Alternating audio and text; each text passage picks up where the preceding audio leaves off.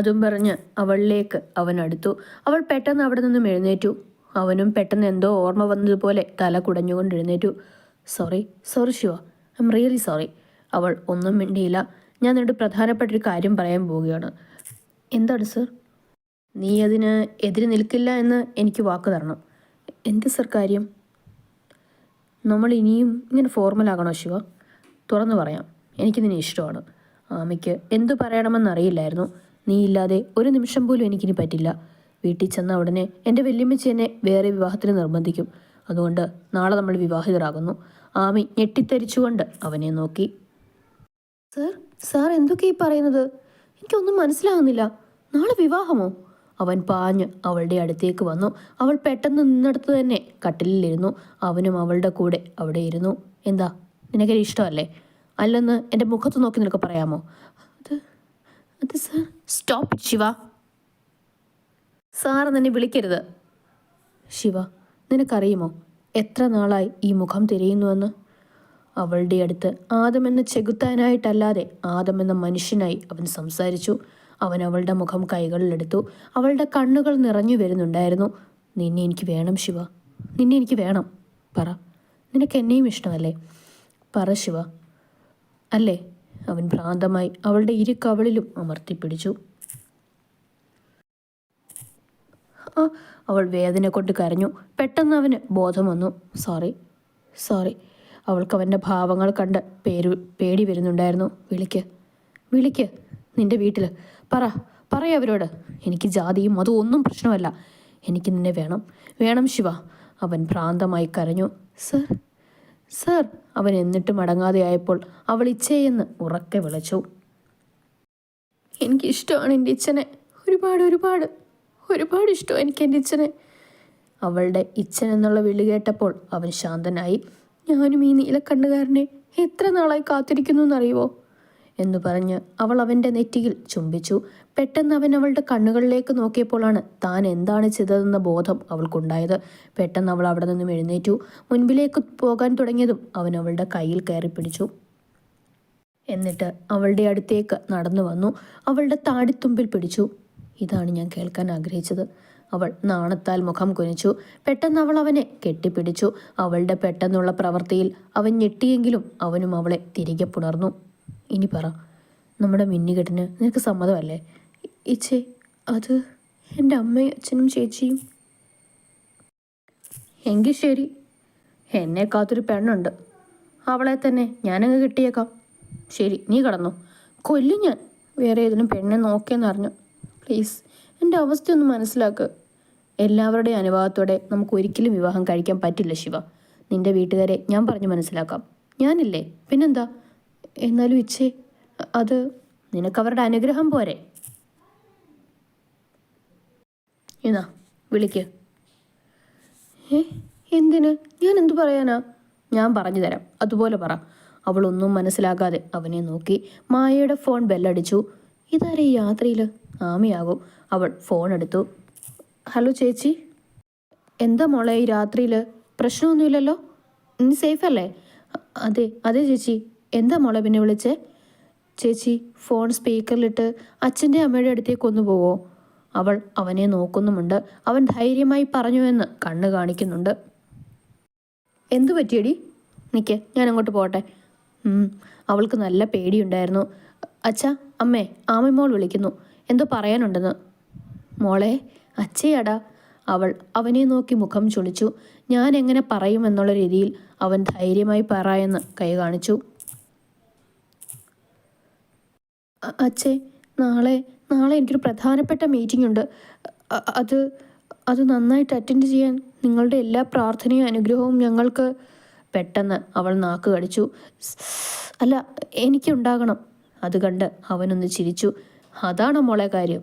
ഞങ്ങളുടെ അനുഗ്രഹവും പ്രാർത്ഥനയും ഒക്കെ എപ്പോഴും ഉണ്ടാവും. നീ വല്ലതും കഴിച്ചോ മോളെ? കഴിച്ചോ അമ്മേ? ഞാൻ വെച്ചോട്ടെ?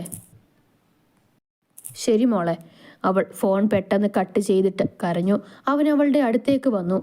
എന്താടോ ഇത്? നമുക്ക് വേണ്ടിയല്ലേ? താൻ നോക്കിക്കോ, എല്ലാം അറിഞ്ഞു കഴിയുമ്പോൾ അവർ നമ്മളെ അനുഗ്രഹിക്കും. അവൾ ചെറുതായി ഒന്ന് പുഞ്ചിരിച്ചു. കഴിഞ്ഞില്ലേ? അപ്പോൾ ആരോൺ വന്ന് കതകിൽ മുട്ടി. അവൾ വേഗം കണ്ണുനീരൊക്കെ തുടച്ചു. കിടക്കുന്നില്ലേ? അതോ പോടാ, നീ പോ, ഞാൻ വരാം. ശരി ഒന്നാക്കി ചിരിച്ചുകൊണ്ട് ആരോൺ അവിടെ നിന്നും പോയി. നീ കിടന്നോ, ഒന്നുകൊണ്ടും വിഷമിക്കണ്ട, ഞാനില്ലേ. അവൻ അവളുടെ നെറ്റിയിൽ ഉമ്മ വെച്ചു. അവൾ കണ്ണുകളടച്ച് അത് സ്വീകരിച്ചു. അപ്പോൾ ഗുഡ് നൈറ്റ്. അവൾ അവനെ നോക്കി പുഞ്ചിരിച്ചുകൊണ്ട് തല കുലുക്കി. അവൾ വാതിലടച്ചു. എല്ലാം സമ്മതിച്ചെങ്കിലും ഇനി എന്താ എന്ന ചിന്ത അവളെ അലട്ടിയിരുന്നു. ആദം എപ്പോഴാണ് ഇറങ്ങുന്നത്? ഒരു 9 മണിക്ക് ഇറങ്ങാം. അവളെ റെഡിയാക്കി ഒരു ബ്യൂട്ടീഷ്യനെ ഏർപ്പാടാക്കിയിട്ടുണ്ട്. മോൾ എഴുന്നേറ്റോ ഭവാനി? ഇല്ല സാറേ. പോയി വിളിക്ക്. ശരി. അതും പറഞ്ഞ് അവർ അവിടെ നിന്നും പോയി. ആമിയെ അവർ വിളിക്കാൻ ചെന്നപ്പോഴേക്കും അവൾ എഴുന്നേറ്റിരുന്നു. മോൾ ഉണന്നോ? ആ ചേച്ചി, എല്ലാവരും അവിടെ അന്വേഷിക്കുന്നു. മോൾ മുഖമൊക്കെ കഴുകിവാ, ഞാൻ കാപ്പി എടുക്കാം. ശരി ചേച്ചി. മോൾ ഇപ്പോൾ വരും സാറേ, ഞാൻ കാപ്പി എടുക്കാം. ആ ആയിക്കോട്ടെ. കുറച്ചു കഴിഞ്ഞതും ബ്യൂട്ടീഷ്യൻ അവളെ റെഡിയാക്കി കണ്ണാടിയുടെ മുന്നിൽ നിർത്തിയതും അവൾ മുഖമുയർത്തി നോക്കിയതും കണ്ടു. തന്നെ നോക്കി നിൽക്കുന്ന ഇച്ഛയെ. അവൻ്റെ കണ്ണുകളിൽ അവളോടുള്ള പ്രണയം നിറഞ്ഞു. അവൻ വന്നെന്ന് കണ്ടതും ആ ബ്യൂട്ടീഷ്യൻ അവിടെ നിന്നും പോയി. അവൻ അവളുടെ അടുത്തേക്ക് വന്നു. അവളപ്പോൾ തല താഴ്ത്തി നിൽക്കുകയായിരുന്നു. അവൻ കൈകൾ കൊണ്ട് അവളുടെ തല അവൻ്റെ നേരെയാക്കി. എന്നിട്ട് ആദം അവളുടെ ചെവിയുടെ അടുത്തേക്ക് പോയി പറഞ്ഞു, ഇന്ന് എൻ്റെ പെണ്ണ് കൂടുതൽ സുന്ദരിയായിട്ടുണ്ട്. അതും പറഞ്ഞ് ആദം അവളുടെ നെറ്റിയിൽ ചുംബിച്ചു. അവൾ കണ്ണുകൾ അടച്ചു. അവൻ അവളുടെ കണ്ണുകളിലും ചുംബിച്ചു. അവൻ അവിടെ നിന്നും അവളുടെ ചുണ്ടിലേക്ക് അടുപ്പിക്കാൻ നേരം ആദം എന്ന് വിളിച്ചുകൊണ്ട് ആരോൺ അകത്തേക്ക് വന്നു. പെട്ടെന്ന് അവളുടെ അടുത്ത് നിന്നും അവൻ മാറി നിന്നു. ഡാ, ഇറങ്ങാറായില്ലേ? പപ്പ വിളിക്കുന്നുണ്ട്. ഇതൊക്കെ പിന്നെ, അവൻ ഒരു കള്ളച്ചിരിയോടെ പറഞ്ഞു. ഡാ മതി, ഇനിയും നിന്നാലേ നിന്റെ അടിയന്തരം ഞാൻ നടത്തും. ഇപ്പം ഞാനായി കാരണമല്ലേ?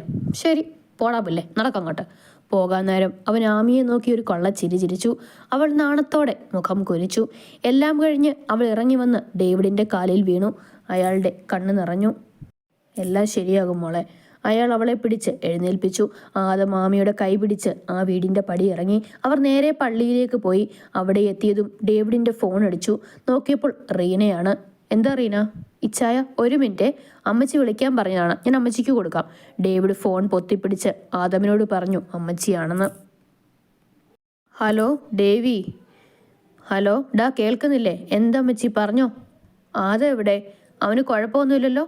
എനിക്ക് അവനോടൊന്ന് സംസാരിക്കണം. അവനെവിടെ? അമ്മച്ചി, അവൻ എൻ്റെ അടുത്തുണ്ട്. അമ്മച്ചി ഒന്ന് മൂളി.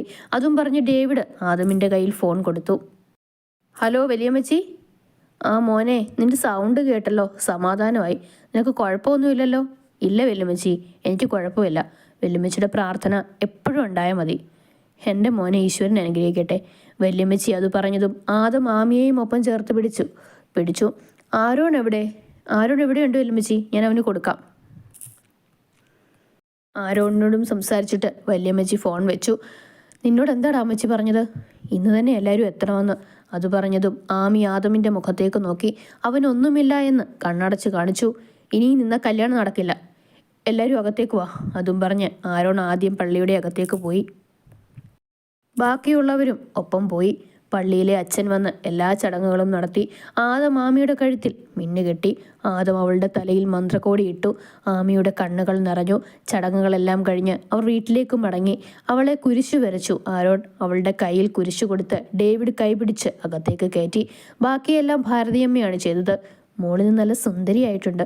അതും പറഞ്ഞ് അവർ അവളെ റൂമിലാക്കി. ആദം, ഞങ്ങൾ ഇന്നേനെ പോവും. അമ്മച്ചി ഒരു സമാധാനം തരില്ല. നീ എന്നാ അങ്ങോട്ട്? കൊച്ചിച്ച, ഇന്ന് പോകണോ? അവളുടെ തലയിലെ കെട്ടഴിക്കാതെ ഞാൻ എങ്ങനെയാണ് വരിക? അവൾക്ക് അതും വെച്ച് വീട്ടിലേക്ക് പോകാൻ പറ്റില്ലല്ലോ. കൊച്ചിച്ച, അതിലുപരി ഒരാളുടെ കാര്യത്തിൽ തീരുമാനം എടുക്കാനുണ്ട്. അവനെ ഗസ്റ്റ് ഹൗസിലാക്കി പൂട്ടിയേക്കുമല്ലേ? ആരാണ് നിൻ്റെ പിന്നിലെന്ന് അവൻ്റെ നാവിൽ നിന്ന് തന്നെ എനിക്കറിയണം. എന്തിനു വേണ്ടിയെന്നും. അത് പറയുമ്പോൾ അവൻ്റെ നീലക്കണ്ണുകൾ ചുവന്നു. മുഖം ദേഷ്യം കൊണ്ട് വലിഞ്ഞു മുറുകി. അപ്പോൾ അവൾക്കറിയുമോ? ഇല്ല, അവളെ അറിയിക്കണ്ട. അവൾ ഉറങ്ങിയതിന് ശേഷം പോവാം. ഓക്കെ. അതും പറഞ്ഞ് അവർ അവിടെ നിന്നും പോയി. ആദ്യം നേരെ പോയത് ആമി കിടക്കുന്ന റൂമിലേക്കായിരുന്നു. അവൻ ഡോറ് തുറന്ന് അകത്തേക്ക് കയറി. അവൻ അകത്തേക്ക് കയറിയപ്പോൾ കാണുന്നത് മുഖം കാൽമുട്ടിൽ വെച്ച് കരയുന്ന തൻ്റെ പെണ്ണിനെയാണ്. അവൻ ഓടിപ്പോയി അവളുടെ അടുത്ത് ഇരുന്നു. ശിവ, എന്തു പറ്റി? നീ എന്തിനാ കരയുന്നത്? അവൻ വെപ്രാളപ്പെട്ട് ചോദിച്ചു. ഇച്ചേ. അതും പറഞ്ഞ് അവനെ അവൾ കെട്ടിപ്പിടിച്ചു. എന്താ മോളെ? എനിക്ക് പേടിയാവുന്ന ഇച്ചേ. അയാൾ എന്നെ കൊല്ലും. അയാൾ എന്നെ? ഇല്ലടാ, എൻ്റെ പെണ്ണിനെ ആരും ഒന്നും ചെയ്യില്ല. ഞാനില്ലേ കൂടെ, ഉറങ്ങിക്കോ. അതും പറഞ്ഞ് ആദം അവളെ ബെഡിൽ കിടത്തി. അവനും അവളെ കെട്ടിപ്പിടിച്ച് കിടന്ന് അവളുടെ നെറ്റിയിൽ ഉമ്മ വെച്ചു. അവൾ ഉറങ്ങിയെന്ന് മനസ്സിലായപ്പോൾ അവൻ ബ്ലാങ്കറ്റ് എടുത്ത് അവളെ പുതപ്പിച്ചു. അവൻ പുറത്തേക്ക് പോയി. അവനെ കണ്ടതും അവൻ്റെ മുഖത്തെ നിരാശ കണ്ടതും ഡേവിഡ് അവൻ്റെ അടുത്തേക്ക് ചെന്നു. എന്താ മോനെ മുഖത്തൊരു തെളിച്ചമില്ലാത്തത്? ഇല്ല കൊച്ചച്ച, ഞാൻ അവളെ പെട്ടെന്ന് കല്യാണം കഴിക്കാൻ വേറൊരു കാരണം കൂടിയുണ്ട്. അന്ന് ഞങ്ങളെ ഹോസ്പിറ്റലിലാക്കിയപ്പോൾ ഡോക്ടർ പറഞ്ഞത് അവൾക്ക് ആ ആക്സിഡൻറ്റിന് ശേഷം ഒരു ഷോക്കായിട്ടുണ്ട്. പെട്ടെന്ന് എഴുന്നേറ്റ് കരയും. അവളുടെ മനസ്സിൽ പേടി തട്ടിയിട്ടുണ്ട്. അത് അവളുടെ മനസ്സിൽ നിന്നും മാറണം. അതിന് നിന്റെ സ്നേഹം മാത്രമേ അവളുടെ മനസ്സിൽ നിന്ന് ആ ഷോക്കിൽ നിന്നും മാറ്റിയെടുക്കാൻ പറ്റൂ എന്ന്. ഒരു 2 മാസം എടുക്കും അവളെ അതിൽ നിന്നും മാറ്റിയെടുക്കാൻ. ഇത് കേട്ട് കഴിഞ്ഞതും ഇതെന്താ മോനെ നേരത്തെ പറയാഞ്ഞത്? സാരമില്ല, നീ ചെയ്തതാണ് മോനെ ശരി. നീ അവളെ ഒറ്റപ്പെടുത്തിയില്ലല്ലോ. ഇനി നിങ്ങളുടെ ജീവിതത്തിൽ ഈശ്വരൻ നല്ലത് വരുത്തട്ടെ. അല്ല കൊച്ചച്ച, എനിക്ക് പേടിയുണ്ട്. വല്യമ്മച്ചി അറിഞ്ഞാൽ അതൊക്കെ അപ്പോഴല്ലേ. അതോർത്ത് നീ പേടിക്കണ്ട. അവളെ അമ്മച്ചി തന്നെ നിൻ്റെ കയ്യിൽ തരും. ആ ഒരു സമാധാനത്തിലാണ് ഞാനും. പക്ഷെ ഒരു പ്രശ്നമുണ്ട്. വല്യമ്മച്ചിക്ക് അമലയെ എൻ്റെ തലയിൽ കെട്ടിവെക്കാനാണ്. ഞാൻ സമ്മതമാണെന്ന് പറയുകയും ചെയ്തു. അതൊക്കെ അമ്മച്ചി തന്നെ മാറ്റി പറയും. നീ വിഷമിക്കണ്ട. നീ അവളുടെ അടുത്തേക്ക് പോ. ഞാൻ മറ്റവനെ ഒന്ന് നോക്കട്ടെ. ശരി. ആദം അവളുടെ അടുത്തേക്ക് പോയി. അപ്പോഴേക്കും അവൾ ഉണർന്നിട്ടുണ്ടായിരുന്നു. ശിവ എന്ന് വിളിച്ച് ആദം അവളുടെ അടുത്തേക്ക് പോയി. അവൾക്ക് അവൻ അവളുടെ അടുത്തേക്ക് വരുന്നതിനനുസരിച്ച് പേടിയാവാൻ തുടങ്ങി. ഇന്നലെ വരെ ആദം അവളുടെ സാറായിരുന്നു. ഇന്നവൻ അവളെ സ്വന്തമാക്കിയവനാണ്. തൻ്റെ പ്രാണനാണ്. അവൾ ബെഡിൽ നിന്നും എഴുന്നേറ്റു. എന്താ പെണ്ണെ പെട്ടെന്നൊരു നാണം? അവൻ അവളുടെ അടുത്തേക്ക് വന്ന് അവളുടെ ആ മുറിവിലൊന്ന് തൊട്ടു. അവൾ എരിവ് വലിച്ചു. വേദനയുണ്ടോ? ചെറുതായിട്ട്. അത് ഞാൻ മാറ്റട്ടെ എന്ന് പറഞ്ഞ് അവനവിടെ പതുക്കെ ചുംബിച്ചു.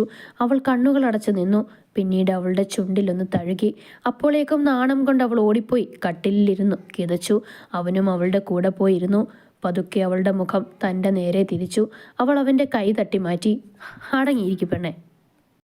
അവൻ അതും പറഞ്ഞ് അവളെ ബലമായി പിടിച്ചിരുത്തി. അവൻ വിടില്ല എന്ന് മനസ്സിലാക്കി അവൾ അനങ്ങിയില്ല. ശിവ, അവൻ വീണ്ടും അവളെ വിളിച്ചു. അവളൊന്ന് മൂളി. ഞാനൊരു കാര്യം ചോദിക്കട്ടെ? നിനക്ക് ഈ വിവാഹത്തിന് സമ്മതമായിരുന്നില്ലേ? അതോ ഇപ്പോൾ തോന്നുന്നുണ്ടോ വേണ്ടായിരുന്നുവെന്ന്? അച്ഛനെയും അമ്മയും പറ്റിച്ചുവെന്ന്? അത് പറഞ്ഞപ്പോൾ ആമിയുടെ കണ്ണിൽ നിന്നും കണ്ണുനീർ വന്നു. അപ്പോൾ തന്നെ അവൾ അവൻ്റെ മുഖം ചുംബനങ്ങൾ കൊണ്ട് മൂടി. അവളുടെ പ്രവൃത്തിയിൽ അവൻ ഞെട്ടിത്തെറിച്ചു നിന്നു. അവന് അനക്കമില്ലാതെ ഇരുന്നപ്പോഴാണ് താൻ ചെയ്തത് എന്താണെന്നുള്ള ബോധം അവൾക്ക് വന്നത്. അവൻ അവളെ തന്നെ നോക്കി നിന്നു. അവൾ നാണം കൊണ്ട് തല താഴ്ത്തി.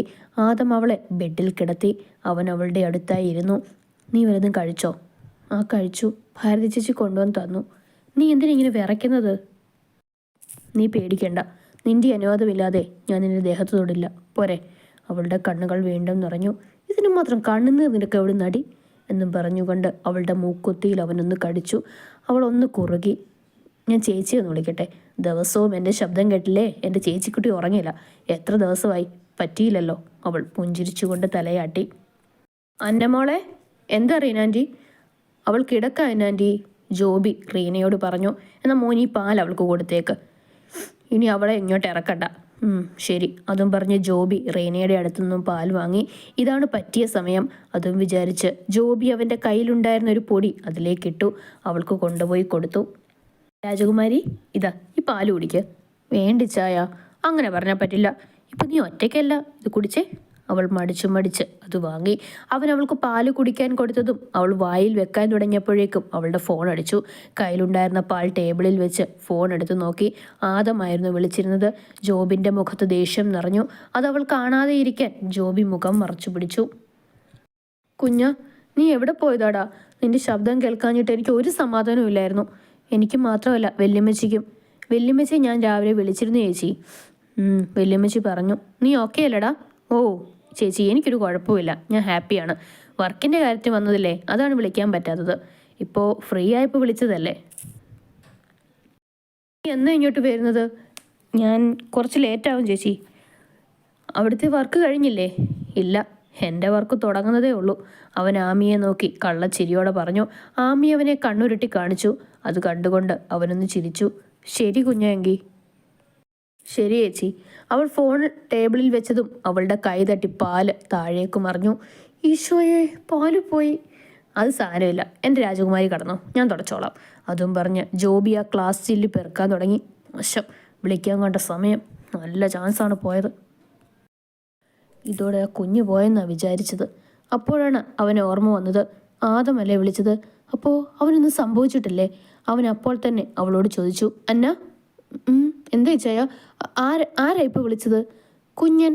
അത് കേട്ടതും അവൻ ഞെട്ടിത്തെറിച്ചു നിന്നു.